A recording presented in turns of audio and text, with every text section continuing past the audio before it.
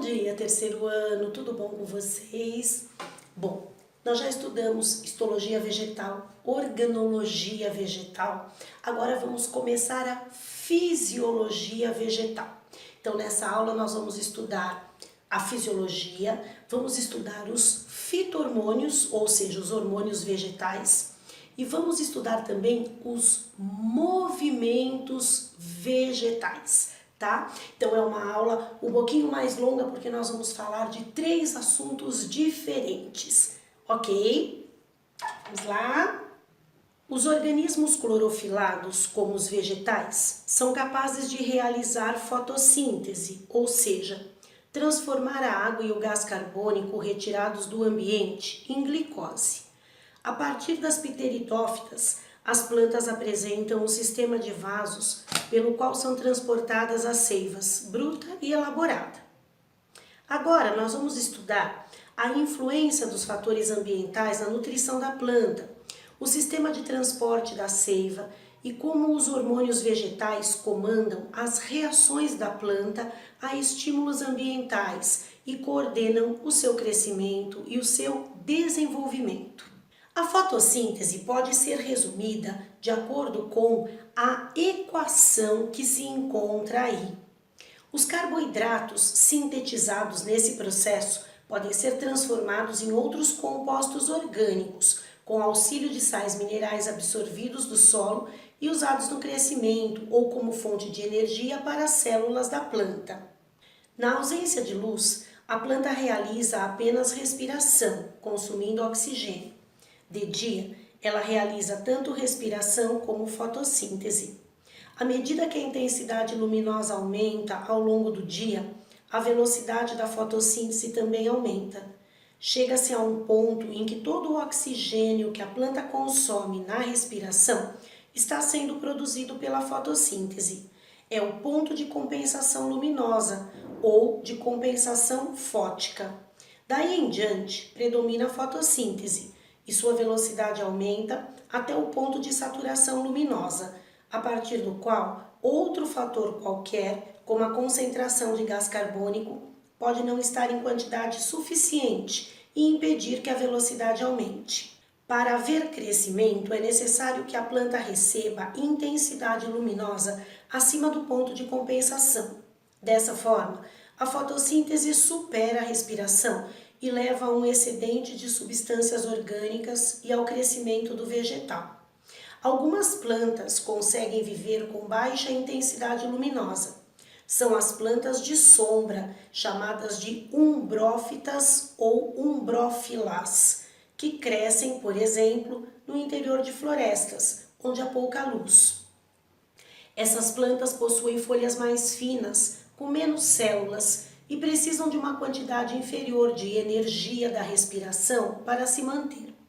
Portanto, precisam de menor intensidade de luz para ultrapassar o ponto de compensação e começar a crescer.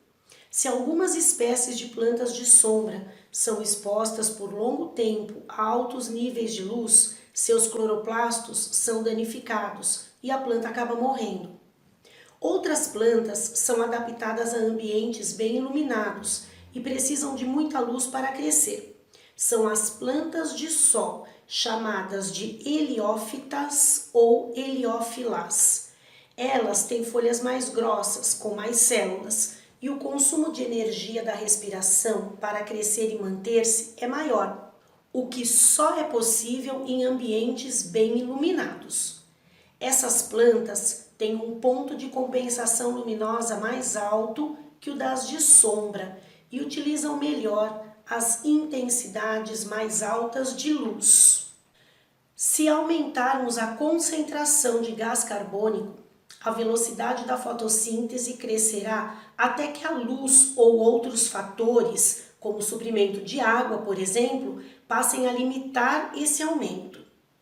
O aumento da temperatura acelera a fotossíntese até certo ponto, depois do qual as enzimas começam a se desnaturar e a fotossíntese é interrompida. No entanto, a temperatura acelera apenas a síntese de glicídios, que ocorre na fase escura do processo. Como essa síntese depende da produção de hidrogênio e de ATP na fase luminosa, se houver pouca luz, a temperatura terá pouca ou nenhuma influência na velocidade da fotossíntese e a fase escura ficará bloqueada pela interrupção da fase luminosa. Nas plantas terrestres, os sais e a água são absorvidos do solo pelas raízes e transportados pelos vasos lenhosos até as folhas, nas quais a água e o gás carbônico servirão de matéria-prima para a fotossíntese, formando a seiva elaborada, que será distribuída para todo o corpo do vegetal através dos vasos liberianos.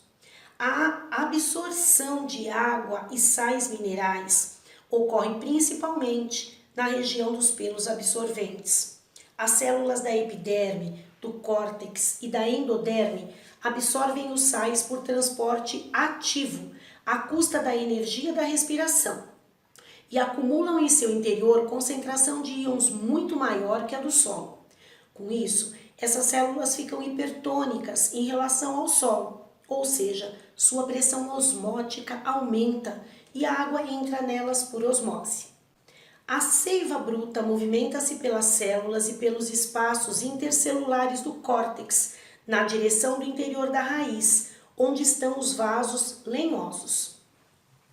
As células do parênquima próximo aos vasos lenhosos bombeiam os sais para o interior dos vasos e levam também água por osmose. Isso gera uma pressão de raiz ou pressão positiva de raiz, que empurra a seiva para cima. Essa pode ser medida adaptando-se um tubo com mercúrio, que é um metal no estado líquido, no caule recém-cortado de uma planta. A subida do nível da água que sai do xilema e a do nível do mercúrio são provocadas pela absorção da água do solo causada pela pressão positiva da raiz. Em algumas plantas de pequeno porte, o excesso de água empurrado pela pressão de raiz pode ser eliminado em pequenas gotas através dos hidatódios, situados no ápice e nas margens das folhas. Esse fenômeno, chamado gutação, ocorre quando o solo está hidratado e o ar muito úmido, o que dificulta a perda de água por transpiração. A pressão de raiz não é forte o bastante para levar a seiva até o topo das árvores altas, e muitos vegetais não desenvolvem significativa pressão de raiz. Assim, o principal fenômeno responsável pela subida da seiva é a transpiração. A teoria que explica essa subida é a teoria da transpiração, coesão-tensão, ou da coesão-tensão, também chamada teoria de Dickson, porque foi formulada pelo botânico irlandês Henry Dickson. A epiderme da folha é revestida por cutícula, que dificulta a perda de água por evaporação. Essa impermeabilização é uma adaptação à vida terrestre, que, embora proteja o organismo da desidratação, bloqueia a entrada do gás carbônico necessário à fotossíntese. A presença de estômatos permite a entrada desse gás com perda controlada de água. Quando a eliminação de água é muito grande, a ponto de ameaçar a planta de desidratação, eles fecham-se. À medida que as células do mesófilo perdem água, sua pressão osmótica cresce, aumenta a concentração de soluto e elas absorvem água dos vasos lenhosos nas nervuras das folhas. Desse modo, a água passa do xilema para o mesófilo e deste para o ambiente através dos estômatos. Esse processo é a transpiração e, por meio dele, a água é puxada para cima pela extremidade superior do xilema. Algumas plantas podem eliminar 200 litros de água por hora pela transpiração. Assim, a transpiração produz uma tensão sobre a coluna de água, isto é, uma pressão negativa no interior dos vasos lenhosos, que chega a diminuir o seu diâmetro. Os espessamentos de lignina na parede desses vasos impedem o achatamento completo, que impossibilitaria o fluxo da seiva. As moléculas de água podem ligar-se umas às outras por atrações elétricas, são as pontes de hidrogênio. Um átomo de hidrogênio, que é eletricamente positivo, de uma molécula é atraído pelo átomo de oxigênio, que é eletricamente negativo, de outra molécula. Com essas pontes, formam-se uma rede tridimensional de moléculas. Por causa da coesão dessa rede, a sucção provocada pela transpiração no alto do vaso lenhoso é transmitida por toda a coluna líquida até a raiz. Isso impede que a coluna líquida se rompa, o que faria cessar a subida da seiva. As pontes de hidrogênio permitem também uma adesão entre as moléculas de água e a parede dos vasos lenhosos, que impede que a coluna de água desça sob a ação da gravidade. Quando a planta está com o suprimento ideal de água, os estômatos ficam abertos, permitindo a entrada de gás carbônico e a transpiração. Mas a chegada de gás carbônico e água ao parênquima clorofiliano só interessa se a planta estiver iluminada, uma vez que, sem energia luminosa, não ocorre fotossíntese. Assim, os estômatos estão abertos quando há luz e boa disponibilidade de água. Eles se fecham caso a planta corra risco de desidratação ou quando não há luz. O estômato é formado por duas células clorofiladas em forma de rim, as células guarda, presas às células acessórias, que suspendem o estômato sob a cavidade subestomática no parênquima clorofiliano. As células guarda são capazes de absorver água das células vizinhas.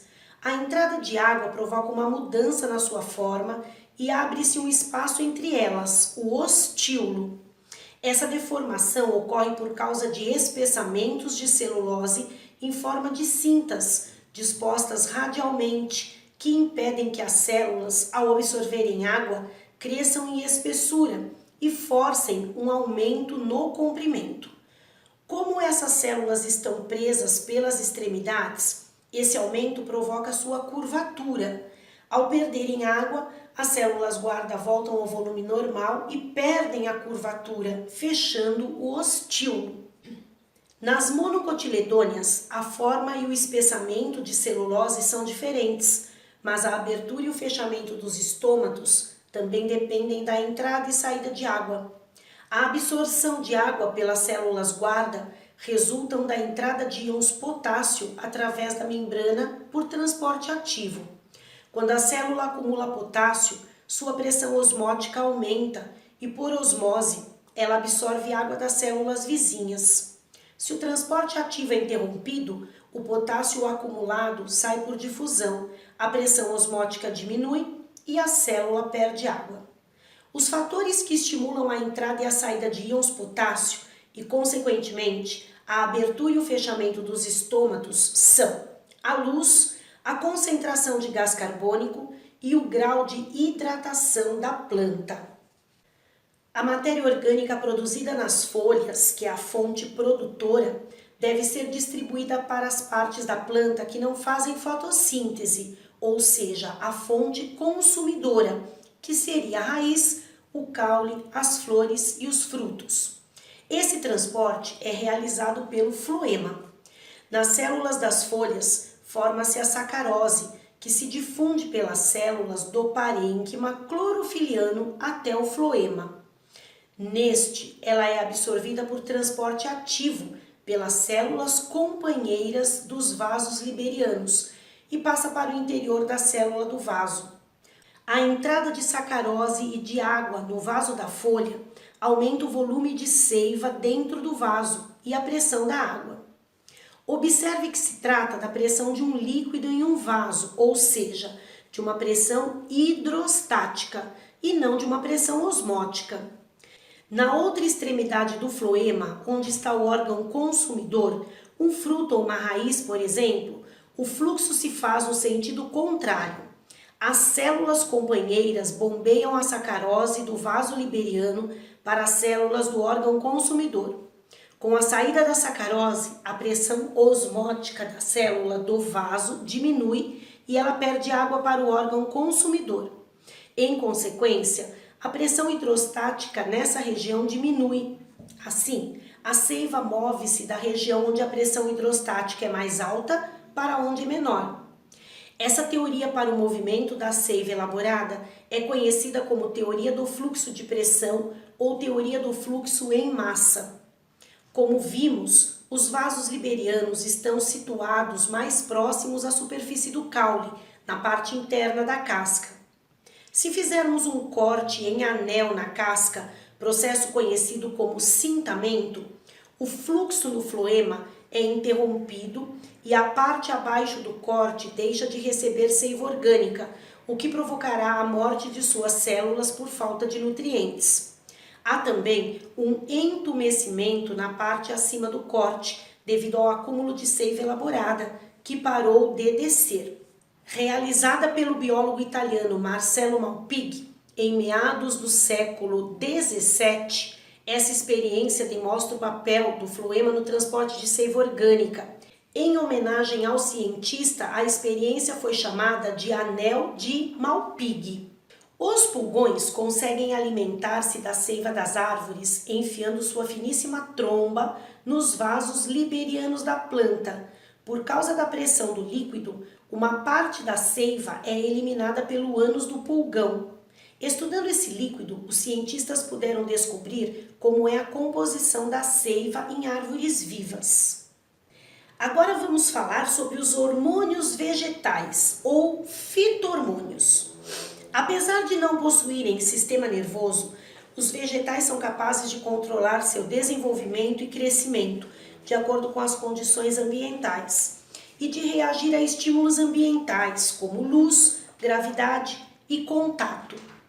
Essas atividades são comandadas pelos hormônios vegetais ou fito-hormônios, que são moléculas orgânicas pequenas e de fácil penetração na célula.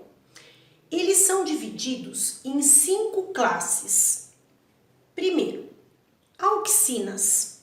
Trata-se de um hormônio produzido pelas células meristemáticas, principalmente na ponta do caule. Existem vários tipos, mas o principal é o ácido indolacético, chamado de AIA. Nos caules e nas raízes jovens, a auxina estimula a produção de uma enzima que quebra as ligações entre os filamentos de celulose, o que enfraquece a parede celular e a célula expande-se por causa da pressão osmótica dos vacúolos. Dessa forma, caso esteja sob estímulo de uma concentração adequada de hormônio, a célula alonga-se mais durante o crescimento. Raízes e caules reagem diferentemente ao mesmo hormônio. As concentrações ideais de auxina para o crescimento do caule da raiz são diferentes. Concentrações ideais para o caule podem inibir o crescimento da raiz. Concentrações de auxina acima do ideal inibem o crescimento tanto do caule quanto da raiz. Além de provocar o alongamento do caule e da raiz, a auxina tem outros efeitos no desenvolvimento da planta, entre eles, estimular o desenvolvimento dos frutos. Com base nisso, é possível obter frutos em flores não polinizadas com a aplicação de auxinas artificiais. É o caso dos frutos partenocárpicos que nós já estudamos.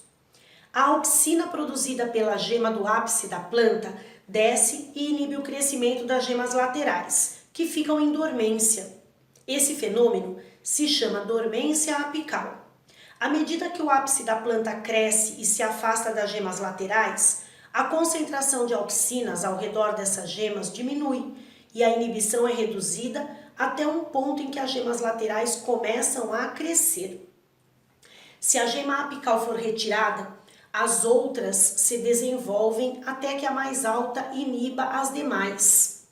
Essa propriedade é usada na poda de produção. A remoção da gema apical aumenta o número de ramos e de flores e frutos da planta. As auxinas estimulam ainda a formação de raízes adventícias, que surgem em folhas e caules, e a diferenciação celular do câmbio em vasos condutores de seiva. Essa propriedade é usada em horticultura, com o intuito de fazer crescer novas plantas em pedaços de caule mantidos em solução com auxina. Um outro hormônio é a citocinina. As citocininas são substâncias semelhantes à adenina, aquela base nitrogenada dos ácidos nucleicos que nós estudamos lá no primeiro ano, produzidas por tecidos em crescimento e capazes de estimular a divisão celular, ou seja, a citocinese. Elas estimulam, por exemplo, o crescimento das gemas axilares ou laterais, mas o efeito final depende da concentração relativa de auxinas e citocininas. Se a concentração destas for maior, desenvolvem-se brotos de caule. Caso contrário, desenvolvem-se raízes. Essas substâncias agem ainda na germinação da semente, estimulando as mitoses e retardam o envelhecimento ou senescência das folhas. Temos as giberelinas, que são hormônios produzidos principalmente pelas raízes e folhas jovens, que estimulam com grande intensidade e rapidez o crescimento de caules e folhas, mas não tem muito efeito no desenvolvimento das raízes. O nome vem de um fungo do gênero Gibberella, que contaminava plantações de arroz na Ásia. O arroz atacado crescia muito e o caule tombava antes de florescer. Descobriu-se que esse crescimento anormal resultava de uma dose excessiva do hormônio proveniente do fungo. Promovem ainda a germinação da semente, na qual estão em alta concentração, principalmente no embrião. A absorção de água pela semente libera giberelinas e desencadeia a germinação. Esse desenvolvimento está ligado à produção de enzimas pela camada de aleurona, que são células que envolvem o endosperma. Com isso, as reservas de alimento são transformadas em moléculas simples dissolvidas, que são absorvidas pelo cotilédone e utilizadas pelo embrião até as folhas crescerem, quando a planta se torna autônoma e passa a realizar fotossíntese.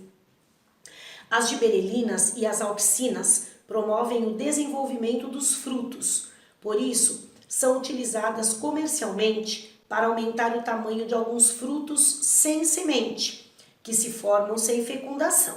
Novamente, os frutos partenocárpicos. Outro hormônio é o ácido abscísico. Esse nome foi dado em uma época em que se atribuía ao hormônio a função de abscisão, ou seja, queda de folhas, flores e frutos. Mas hoje se sabe que essa função depende de outro hormônio, como nós vamos ver daqui a pouquinho. O ácido abscísico inibe o crescimento das gemas e o desenvolvimento da semente no outono e no inverno, que fica no estado de dormência, só germinando na primavera, impedindo-as de germinar em condições desfavoráveis, além de provocar o fechamento dos estômatos. Temos também o etileno. Esse hormônio é uma substância gasosa e incolor, produzida por vários órgãos vegetais, que se espalha pelos espaços intercelulares e está ligado à abscisão e ao amadurecimento dos frutos. Quanto mais maduras estiverem as células do fruto, maior a produção desse hormônio, que ao espalhar-se pelo ar, estimula o amadurecimento de frutos vizinhos, provocando uma reação em cadeia. A morte das células ou a queda das folhas e dos frutos no outono não significam necessariamente um prejuízo para a planta. A perda das folhas no outono por parte das plantas decíduas é uma preparação para o inverno e a queda do fruto libera a semente para a germinação. A queda das folhas resulta de dois fatores: diminuição da concentração de auxina e aumento na produção de etileno, desencadeados pela queda de temperatura e pelo encurtamento dos dias no outono. Nessa época, as folhas perdem a clorofila e mudam de cor por causa de outros pigmentos, como carotenoides e antocianinas, responsáveis por tonalidades alaranjadas e avermelhadas. Essa queda é provocada por uma camada de células, que é a camada de abscisão, que se forma na base do pecíolo. Os glicídios da parede celular dessa região são digeridos por enzimas e ela enfraquece, o que provoca a queda da folha pelo próprio peso ou pela ação do vento. Agora nós vamos falar sobre os movimentos vegetais. Os vegetais são capazes de reagir a certos estímulos ambientais por meio de movimentos de partes do seu corpo. Entre esses movimentos estão os tropismos e as nastias ou nastismos. Os tropismos correspondem a mudanças na direção do crescimento. Se a planta crescer no sentido do estímulo, o tropismo é positivo. Se ela crescer se afastando do estímulo, é negativo. No fototropismo, o estímulo é a luz. Quando um vaso com uma planta é colocado na parte mais escura de uma sala, nota-se que a planta cresce em direção à região iluminada, ou seja, no sentido de onde vem a luz. Para que a planta não fique torta, pode-se girar periodicamente o vaso. O gravitropismo ou geotropismo é quando o estímulo é a gravidade. Quando uma semente germina, a raiz cresce para o interior da terra e o caule para fora do solo. Se uma semente germinada for colocada deitada com o eixo caule-raiz na horizontal, alguns dias depois, nota-se que o caule se curva para cima e a raiz para baixo. Como se trata do estímulo de gravidade, dizemos que a raiz possui gravitropismo positivo e o caule gravitropismo negativo. A explicação mais aceita para o gravitropismo é que o efeito se deve ao acúmulo de auxina na face inferior dos órgãos. As células da raiz e do caule possuem sensibilidade diferente para determinada concentração de auxina. A raiz fica com uma concentração que inibe o crescimento das células de baixo. Com isso, as células da parte de cima crescem mais e a raiz se curva para baixo. O acúmulo de hormônios nas células da face inferior tem efeito estimulador para o caule. Essas células crescem mais que as de cima e o caule se curva para cima. Sabe-se também que quando a raiz é posta na posição horizontal, os amiloplastos, que são aquelas organelas que acumulam amido, se deslocam pela gravidade e proteínas especiais promovem o depósito de auxina no lado inferior da raiz. No caso da raiz, porém, há indicações de que haveria acúmulo não de auxina, mas de um hormônio ainda não identificado, que se concentra na parte inferior da raiz e inibe o crescimento dessa região. Temos também o tigmotropismo. Trata-se de um movimento de curvatura da planta estimulado pelo contato com um suporte. Tigmo significa toque, como ocorre com certas plantas trepadeiras, em que o caule ou as gavinhas se enroscam no suporte. As nastias correspondem a movimentos que não envolvem crescimento e não são orientados, ou seja, são sempre os mesmos, não importando a direção do estímulo. Um exemplo ocorre na sensitiva, quando tocada, seus folíolos se fecham e as folhas inclinam-se. Esse movimento, chamado cismonastia, é causado pela perda de água de pequenos órgãos, que são os pulvinos, situados na base dos folíolos e da folha. Quando estão com suas células túrgidas, os pulvinos mantêm os folíolos abertos e as folhas levantadas. Com o toque, desencadeia-se um impulso elétrico que provoca a saída de íons potássio das células dos pulvinos e elas perdem água por osmose. Essa reação ocorre entre 1 e 2 segundos, mas o retorno à posição normal leva cerca de 10 minutos. Há ainda o caso de plantas como a soja, que movem suas folhas para cima e para baixo em resposta à presença e à ausência de luz. Muitas delas são dotadas de pulvinos, responsáveis por esse movimento. Podemos considerar ainda movimentos de deslocamento, como é o caso da atração química do anterozoide por substâncias químicas da oosfera. Esse fenômeno é chamado taxia ou tactismo. Nesse caso, como o estímulo é uma substância química, trata-se de um quimiotactismo. Outro exemplo é o movimento de cloroplastos no interior das células em relação à luz, fototactismo. Agora, por último, vamos falar de um item chamado fotoperiodismo. A duração do dia em relação à noite, em um período de 24 horas, recebe o nome de fotoperíodo. A reação da planta a essa duração é chamada de fotoperiodismo. A floração pode ser influenciada pelo fotoperíodo, que serve de indicador das estações do ano. Algumas plantas florescem em qualquer período, ou seja, não dependem do fotoperíodo, de acordo com a sua maturação e fatores ambientais, como a disponibilidade de água e temperatura.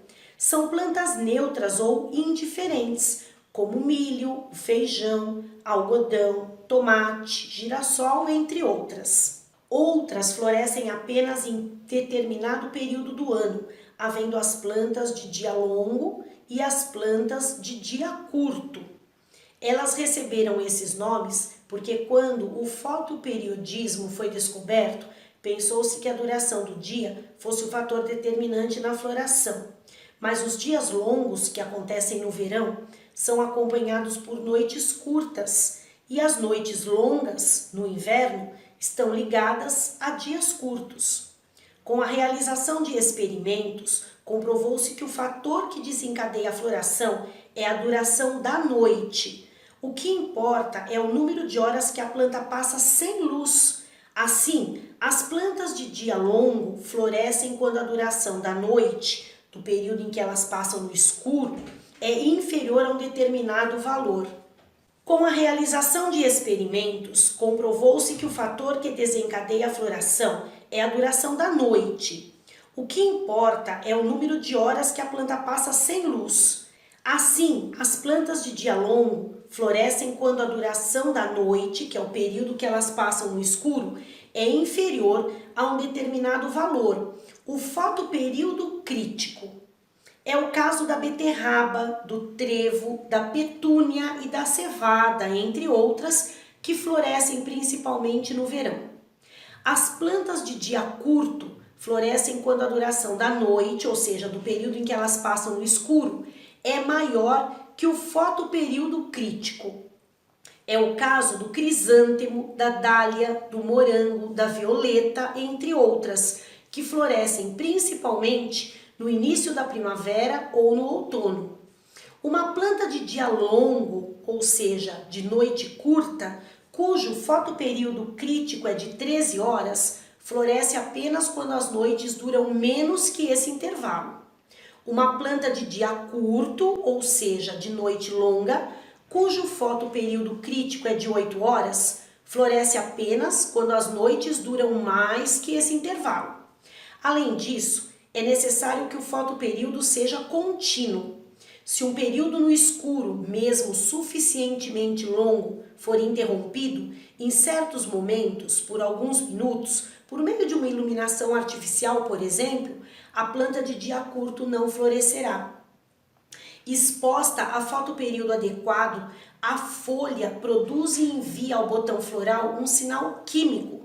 Essa substância foi chamada de florígeno.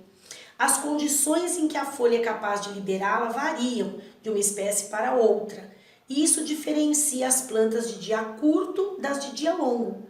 A presença dessa substância é deduzida fazendo uma experiência, no qual uma planta submetida a fotoperíodo é enxertada em outra não submetida ao fotoperíodo. As duas florescem. Isso indica que alguma substância passa da primeira para a segunda planta. Os fitocromos são pigmentos proteicos responsáveis pela absorção de energia da luz que influem na floração e na germinação das sementes. Existem dois tipos que se convertem um no outro. Nós não vamos entrar muito em detalhes em relação aos fitocromos. Isso para a gente, neste momento, não vai interessar. Prontinho. Ufa, falei muita coisa, né? Bom, encerramos aqui então essa parte do nosso conteúdo, tá? Vamos ter aulas ao vivo para tirar dúvidas, vocês têm como mandar mensagens, enfim, qualquer dúvida, estou aqui à disposição de vocês, tá bom?